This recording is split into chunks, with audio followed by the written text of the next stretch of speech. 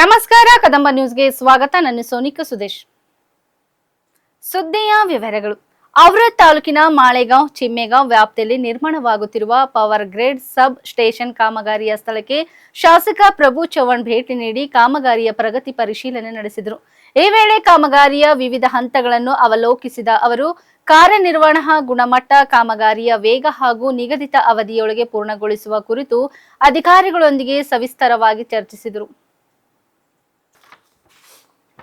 ಬೀದರ್ ಜಿಲ್ಲೆಯಲ್ಲಿ ವಿದ್ಯುತ್ ಪ್ರಸರಣ ವ್ಯವಸ್ಥೆ ಬಲಪಡಿಸುವ ಉದ್ದೇಶದಿಂದ ವಿವಿಧ ಸಬ್ ಸ್ಟೇಷನ್ ಹಾಗೂ ಪವರ್ ಗ್ರೇಡ್ ಯೋಜನೆಗಳು ಜಾರಿಯಲ್ಲಿದ್ದು, ಇಂತಹ ಮೂಲ ಸೌಕರ್ಯ ಅಭಿವೃದ್ಧಿ ಕಾಮಗಾರಿಗಳು ಪ್ರದೇಶದ ಕೈಗಾರಿಕೆ, ಕೃಷಿ ಹಾಗೂ ಸಾರ್ವಜನಿಕರಿಗೆ ಹೆಚ್ಚಿನ ಪ್ರಯೋಜನವನ್ನು ಒದಗಿಸಲಿವೆ.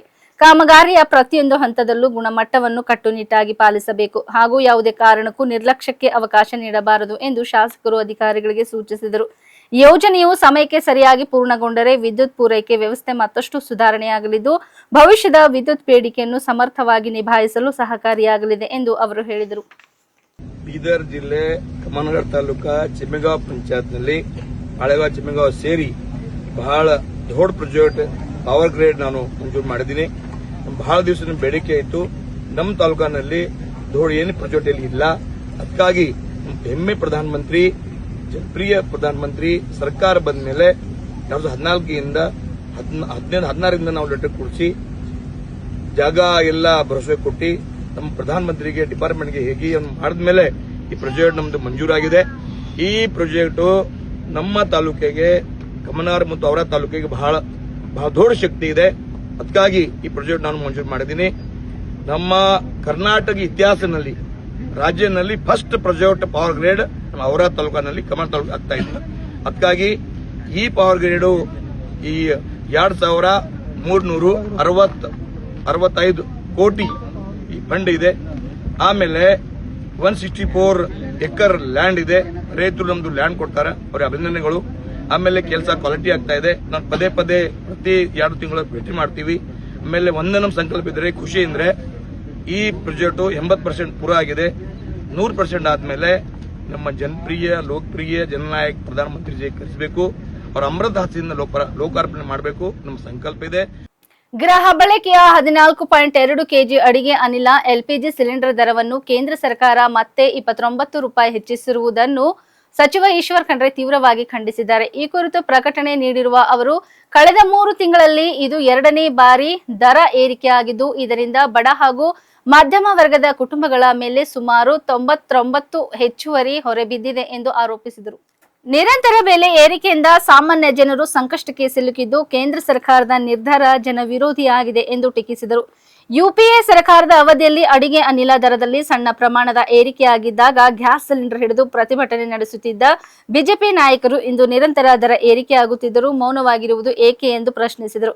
ಬಡವರ ಪರ ಕಾಳಜಿ ತೋರಿಸುತ್ತಿದ್ದ ಬಿಜೆಪಿ ಈಗ ತನ್ನ ನಿಲುವು ಬದಲಿಸಿಕೊಂಡಿದೆ ಎಂದು ಅವರು ಆರೋಪಿಸಿದರು.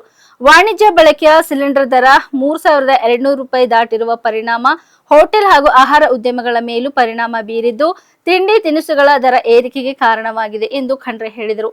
ಗೃಹ ಬಳಕೆಯ ಅನಿಲ ಸಬ್ಸಿಡಿಯನ್ನು ಸ್ಥಗಿತಗೊಳಿಸಿರುವುದರ ಜೊತೆಗೆ ಪೆಟ್ರೋಲ್ ಮತ್ತು ಡೀಸೆಲ್ ದರ ಹೆಚ್ಚಳದ ಮೂಲಕ ಕೇಂದ್ರ ಸರ್ಕಾರ ಜನರ ಮೇಲೆ ಮತ್ತಷ್ಟು ಆರ್ಥಿಕ ಹೊರೆ ಹಾಕುತ್ತಿದೆ ಎಂದು ದೂರಿದರು. ರಾಜ್ಯ ಸರ್ಕಾರ ಜಾರಿಗೊಳಿಸಿರುವ 5 ಗ್ಯಾರಂಟಿ ಯೋಜನೆಗಳಿಂದ ಜನರಿಗೆ ಸ್ವಲ್ಪ ಮಟ್ಟಿನ ನೆಮ್ಮದಿ ದೊರಕಿದೆ. ಆದರೆ ಕೇಂದ್ರ ಸರ್ಕಾರದ ನಿರಂತರ ಬೆಲೆ ಏರಿಕೆ ನೀತಿಗೆ ಜನರು ಸೂಕ್ತ ಉತ್ತರ ನೀಡುವ ದಿನ ದೂರವಿಲ್ಲ ಎಂದು ಸಚಿವ ಈಶ್ವರ್ ಖಂಡ್ರೆ ಎಚ್ಚರಿಸಿದರು. BJP government has increased the price of LPG cylinders by another 29 rupees. The middle class and the poor people are under shock. This is the second time that they have increased the prices. The total price increases to the extent of 90 rupees. And we were all aware that the prices of petrol and diesel also have been increased 3-4 times. Commercial gas cylinder prices have gone up to 3,200 rupees. So now the life of poor and middle class, it has become very difficult. The government of India, there is a central government headed by BJP. They are extorting money from poor, downtrodden and middle class people. People are very much agitated. they must introspect themselves. Now the whole India, people, they are asking questions to them. When UPA government was in power in the center, at that point of time, when there was an increase of 3-4 rupees, so they used to hold the cylinder on their heads and protest and say all kinds of things. And now that kind of situation is not there. Even at the international level also, the crude oil prices have not crossed $100 per barrel. When UPA was in power, the crude oil prices have gone up to $125, $130 per barrel. So under these circumstances, they need to answer to the people of India, especially to poor people and the middle class people, why there is an increase. And I would like to ask one question: is this the Achhe Din of BJP government? Let them explain. So people have understood everything. So now I feel that there is time that people will come on the street and protest against the anti-poor, anti-middle class, anti-farmer policies of the BJP-led central government. And a day will come when the people of this country will throw this anti-people BJP central government out of power and bring a people-friendly government. CM ಆದ ಬಳಿಕ DK Shivakumar ಅವರು ಇಂದು ಬೆಂಗಳೂರು ದಕ್ಷಿಣ ಜಿಲ್ಲಾ ಪ್ರವಾಸ ಕೈಗೊಂಡಿದ್ದಾರೆ. CM ಆದ ಬಳಿಕ ಸುಕ್ಷೇತ್ರ ಕನಕಪುರಕ್ಕೆ ಮೊದಲ ಬಾರಿ ಇಂದು ಭೇಟಿ ನೀಡುತ್ತಿರುವ ಡಿಕೆ ಶಿವಕುಮಾರ್ ಹಾರೋಹಳ್ಳಿ ಮತ್ತು ಕನಕಪುರ ತಾಲೂಕಿನಲ್ಲಿ ಕೃತಜ್ಞತಾ ಸಮರ್ಪಣಾ ಕಾರ್ಯಕ್ರಮದಲ್ಲಿ ಭಾಗಿಯಾಗಲಿದ್ದಾರೆ.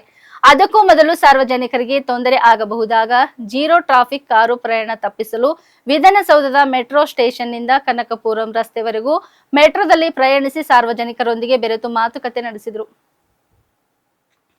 ಸಾಮಾನ್ಯವಾಗಿಯೇ ಮುಖ್ಯಮಂತ್ರಿ ನಿವಾಸ ಸದಾಶಿವನಗರದಿಂದ ಕನಕಪುರ ರಸ್ತೆವರೆಗೆ ಝೀರೋ ಟ್ರಾಫಿಕ್ ವ್ಯವಸ್ಥೆ ಜಾರಿಗೊಳಿಸಿದರೆ ಸಾರ್ವಜನಿಕ ವಾಹನ ಸಂಚಾರಕ್ಕೆ ತೊಂದರೆ ಉಂಟಾಗುವ ಸಾಧ್ಯತೆ ಇರುವುದನ್ನು ಪರಿಗಣಿಸಿ ಜನಸ್ನೇಹಿ ಕ್ರಮವಾಗಿ ಮೆಟ್ರೋ ರೈಲಿನಲ್ಲಿ ಪ್ರಯಾಣಿಸಿದರು.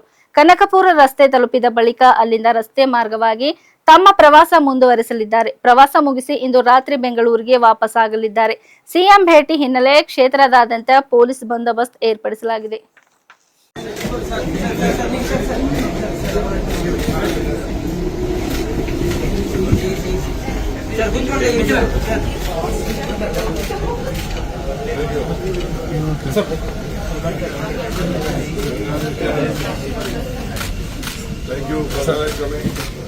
Thank you for coming.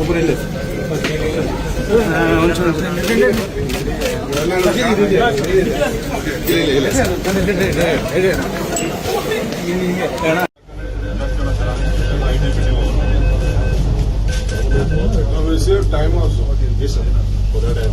ನಾವು ಆ ಕಡೆ ಎಲೆಕ್ಟ್ರಾಸಿಟಿ ಹೋಗ್ಬೇಕಾದ್ರೆ ಹಿಂಗೆ ಹಚ್ಬಿಟ್ಟು ಹೋಗ್ಬಿಟ್ಟು ಅಲ್ಲಿ ಹೇಳ್ಕೊಂಡು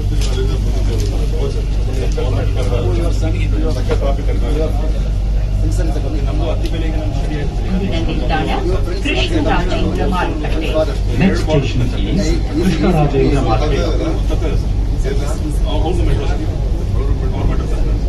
ನಮ್ಗೆ ಇಲ್ಲಿಂದ ಅತಿ ಬೆಲೆವರೆಗೂ ಹೋಗುತ್ತೆ ಸರ್. ಅವ್ರು ಆ ಕಡೆ ನಾವು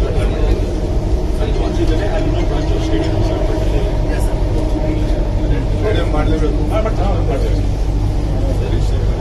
ಏನಾಯ್ತು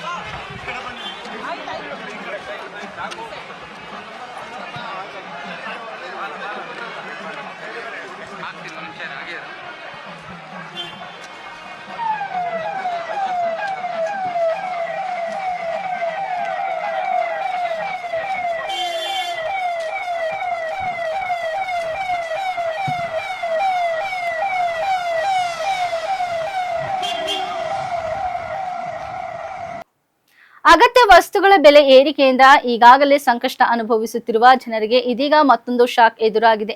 ಗೃಹ ಬಳಕೆಯ ಎಲ್ಪಿಜಿ ಸಿಲಿಂಡರ್ ದರವನ್ನು ಕೇಂದ್ರ ಸರ್ಕಾರ ಮತ್ತೊಮ್ಮೆ ಹೆಚ್ಚಳ ಮಾಡಿದೆ. 14.2 ಕೆಜಿ ಸಿಲಿಂಡರ್ಗೆ 29 ರೂಪಾಯಿ ಹೆಚ್ಚಳ ಮಾಡಲಾಗಿದ್ದು, ಹೊಸ ದರ ಇಂದಿನಿಂದಲೇ ಅನ್ವಯವಾಗಲಿದೆ. ಕಳೆದ 3 ತಿಂಗಳಲ್ಲಿ 2ನೇ ಬಾರಿಗೆ ಎಲ್ಪಿಜಿ ದರ ಏರಿಕೆಯಾಗಿದ್ದು, ಸಾಮಾನ್ಯ ಜನರ ಖರ್ಚು ಮತ್ತಷ್ಟು ಹೆಚ್ಚಾಗುವ ಸಾಧ್ಯತೆಗಳಿವೆ. ಹೊಸ ದರ ಜಾರಿಯಾದ ಬಳಿಕ ದೆಹಲಿಯಲ್ಲಿ ಗೃಹ ಬಳಕೆಯ ಎಲ್ಪಿಜಿ ಸಿಲಿಂಡರ್ ಬೆಲೆ 913 ರಿಂದ 942ಕ್ಕೆ ಏರಿಕೆಯಾಗಿದೆ. ರಾಜ್ಯ ಅವರು ತೆರಿಗೆ ಮತ್ತು ಸಾಗಾಟ ವೆಚ್ಚದ ಆಧಾರದಲ್ಲಿ ಇತರ ನಗರಗಳಲ್ಲಿಯೂ ದರದಲ್ಲಿ ವ್ಯತ್ಯಾಸ ಕಂಡುಬರುವ ಸಾಧ್ಯತೆ ಇದೆ. ಮಧ್ಯಪ್ರಾಚ್ಯದಲ್ಲಿ ಮುಂದುವರೆದಿರುವ ಉದ್ವಿಗ್ನ ಪರಿಸ್ಥಿತಿ ಹಾಗೂ ಜಾಗತಿಕ ಮಾರುಕಟ್ಟೆಯಲ್ಲಿ ಏರಿಕೆಯಾಗಿರುವ ಕಚ್ಚಾ ತೈಲ ಮತ್ತು ಇಂಧನ ಬೆಲೆಗಳು ಈ ದರ ಏರಿಕೆಗೆ ಪ್ರಮುಖ ಕಾರಣವೆಂದು ಹೇಳಲಾಗಿದೆ. ಸರ್ಕಾರಿ ತೈಲ ಮಾರುಕಟ್ಟೆ ಕಂಪನಿಗಳ ಮೇಲೆ ಹೆಚ್ಚುತ್ತಿರುವ ಆರ್ಥಿಕ ಒತ್ತಡದಿಂದಾಗಿ ಎಲ್ಪಿಜಿ ದರವನ್ನು ಪರಿಷ್ಕರಿಸುವ ಅನಿವಾರ್ಯತೆ ಉಂಟಾಗಿದೆ ಎಂದು ಉದ್ಯಮ ಮೂಲಗಳು ತಿಳಿಸಿವೆ. ಮುಖ್ಯಮಂತ್ರಿ ಆದ ನಂತರ ಮೊದಲ ಬಾರಿಗೆ ತಮ್ಮ ಸುಕ್ಷೇತ್ರ ಹಾರೋಹಳ್ಳಿಗೆ ಆಗಮಿಸಿದ ಡಿಕೆ ಶಿವಕುಮಾರ್ ಅವರಿಗೆ ಭರ್ಜರಿ ಸ್ವಾಗತ ಸಿಕ್ಕಿದೆ. ಮುಖ್ಯಮಂತ್ರಿಯಾಗಿ ಅಧಿಕಾರ ಸ್ವೀಕರಿಸಿದ ಬಳಿಕ ಕನಕಪುರಕ್ಕೆ ಅವರು ಕೈಗೊಂಡ ಮೊದಲ ಭೇಟಿ ಇದಾಗಿದ್ದು, ಇದನ್ನು ಕೃತಜ್ಞತಾ ಯಾತ್ರೆ ಎಂದು ಕರೆಯಲಾಗಿದೆ. ಸುದ್ದಿಗಾರರೊಂದಿಗೆ ಮಾತನಾಡಿದ ಡಿಕೆ ಶಿವಕುಮಾರ್, ಜನರು ನನ್ನನ್ನು ದೊಡ್ಡಲಹಳ್ಳಿಯಿಂದ ಇಲ್ಲಿಯವರೆಗೆ ಕರೆತಂದಿದ್ದಾರೆ. ದೊಡ್ಡಲಹಳ್ಳಿ, ಸಾತನೂರ್, ಕನಕಪುರ ಮತ್ತು ಬೆಂಗಳೂರು ದಕ್ಷಿಣ ಭಾಗದ ಜನರ ಬೆಂಬಲದಿಂದ ನಾನು ಈ ಹಂತಕ್ಕೆ ಬಂದಿದ್ದೇನೆ. ಮುಖ್ಯಮಂತ್ರಿ ಆದ ನಂತರ ನನ್ನನ್ನು ನೋಡಲು ಅಲ್ಲಿನ ಜನರು ಬಯಸಿದ್ದರು, ಆದರೆ ಅವರಿಗೆ ಸಮಯ ಕೊಡಲು ಸಾಧ್ಯವಾಗಿರಲಿಲ್ಲ. ಬೆಂಗಳೂರಿಗೆ ಬಾರದಂತೆ ನಾನು ಅವರಲ್ಲಿ ಮನವಿ ಮಾಡಿಕೊಂಡಿದ್ದೆ ಎಂದು ಹೇಳಿದರು. ನಾನು ಅವರನ್ನೇ ಭೇಟಿ ಮಾಡಲು ಬರುತ್ತೇನೆ ಎಂದು ಹೇಳಿದ್ದೆ. ಆದುದರಿಂದ ನನ್ನ ಮೊದಲ ಭೇಟಿ ನನ್ನ ಕ್ಷೇತ್ರದ ಜನರನ್ನು ಭೇಟಿಯಾಗಿ ಅವರಿಗೆ ಕೃತಜ್ಞತೆ ಸಲ್ಲಿಸುವುದಕ್ಕಾಗಿದೆ. ಕಳೆದ 40 ವರ್ಷಗಳಿಂದ ನನ್ನನ್ನು ರಾಜಕೀಯವಾಗಿ ಬೆಳೆಸಿದ ಜನರಿಗೆ ಧನ್ಯವಾದ ಹೇಳುವುದು ನನ್ನ ಕರ್ತವ್ಯ ಎಂದು ಅವರು ಹೇಳಿದರು.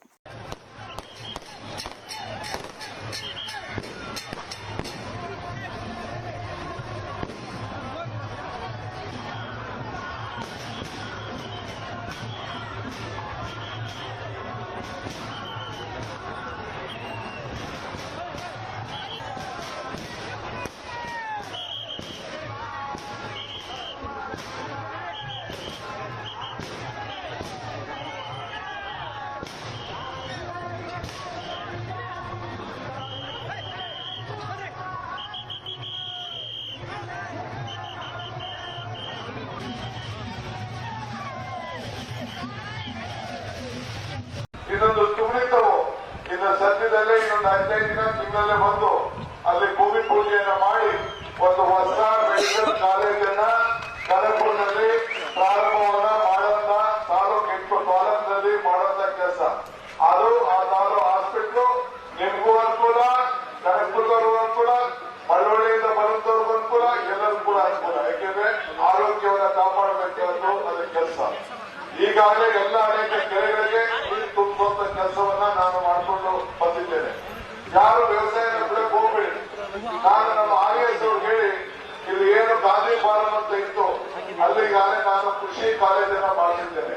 ಯಾಕೆಂದ್ರೆ ಇಲ್ಲಿ ತರಕಾರಿ ಬೆಳಬೇಕು, ಹಣ್ಣು ಬೆಳಬೇಕು, ಎಲ್ಲ ಉದ್ಯೋಗಕ್ಕಿಂತ ಇದು ಬಹಳ ಉತ್ತಮವಾದಂತ ಆದಾಯ ಇರುವಂತದ್ದು. ರೈತರ ಬದುಕಿಗೆ ಒಂದು ದೊಡ್ಡ ಬದಲಾವಣೆಯನ್ನು ತರಬೇಕು. ಯಾಕೆಂದ್ರೆ ನಮ್ಮ ರೈತರಿಗೆ ಸಂಬಳ ಇಲ್ಲ, ಪ್ರಮೋಷನ್ ಇಲ್ಲ, ಪೆನ್ಷನ್ ಇಲ್ಲ, ರಿಟೈರ್ಮೆಂಟ್ ಇಲ್ಲ, ಲಂಚ ಕೂಡ ಇಲ್ಲ. ಅದಕ್ಕೆ ಆ ರೈತರಿಗೆ ಬದಲಾವಣೆ ಮಾಡಬೇಕು. ಸಿಲ್ಕು ಮಿಲ್ಕು ಇದು ದೊಡ್ಡ ಶಕ್ತಿ ನಮ್ಮ ತಾಲೂಕು. ಇಲ್ಲಿ ರೇಷ್ಮೆ ಬೆಳೆದಿದ್ದೀರಿ, ಹಾಲನ್ನ ಉತ್ಪಾದನೆ ಮಾಡ್ತಾ ಇದ್ದೀರಿ. ಇದಕ್ಕೆಲ್ಲ ಕೂಡ ಈಗಾಗಲೇ DK ಸುರೇಶ್ ಅವರು ಕೂಡ ಇದ್ರ ಬಗ್ಗೆ ನಮ್ಮ ರೈತರನ್ನ ಉಳಿಸ್ಕೊಳ್ಬೇಕು ಅನ್ನೋ ದೃಷ್ಟಿಯಿಂದ ಅವ್ರದ್ದು ಅನೇಕ ಯೋಜನೆಗಳನ್ನ ಸಿದ್ಧತೆಯನ್ನ ಮಾಡ್ಕೊಂಡು ಬರ್ತಾ ಇದ್ದಾರೆ. ಇಲ್ಲಿಯವರೆಗೆ ಸುದ್ದಿ ಕೊಟ್ಟಿದ್ದು ನಾನು ಸೋನಿಕಾ ಸುದೇಶ್. ಮುಂದಿನ ಸುದ್ದಿಯೊಂದಿಗೆ ಮತ್ತೆ ಭೇಟಿಯಾಗೋಣ. ವಂದನೆಗಳು.